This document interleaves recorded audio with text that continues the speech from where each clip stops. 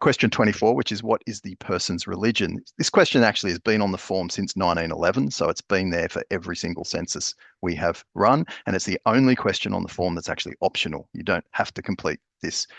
There are some other questions that have a prefer not to answer, but you're still answering the question by saying prefer not to answer. This one, you can completely leave it and move on. We don't want you to, and I'm sure your community doesn't want you to either. They want you to report so they have the numbers and the data and can make decisions on that basis. But it is optional, so there is no compulsory nature to this particular question.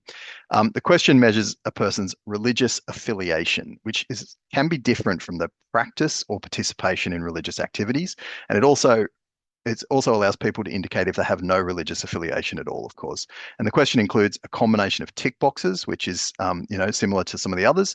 And that represents, as I said, the most common responses from the 2021 census, as well as a free text field for people to write an answer that's not on that list, such as Judaism in that other free text field. And I will also note, because I know this has come up in the past, that there are Christian denominations on that pick list. So it's not just religions, it's actually denominations. And these are the answers effectively, as I've said, that the people have most commonly written in 2021. So that it does include denominations. It's not directly comparable in some ways to a religion, I understand, but many people choose to identify with their denomination and their affiliation with their denomination rather than with Christian or a similar umbrella term.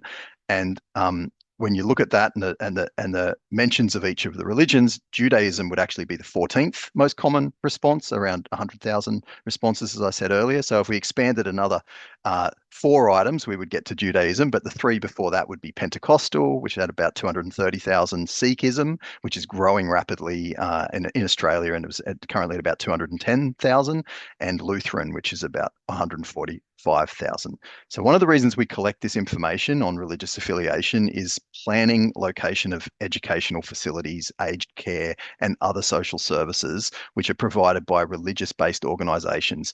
And a lot of those are denominational based organizations. So there'll be Catholic aged care or Anglican aged care or, that sort of thing. And so that's one of the reasons why you see those breakups and why they're important to planning. So Christian denominations are used by people. That's how they want to respond and identify, and it actually does matter to the planning of those sorts of service based things as well. And so they're separated out on that pick list for that reason. And the other less common denominations, I mentioned Pentecostal and Lutheran, are not on that pick list, but they're written in as well, just like you would write in for Judaism.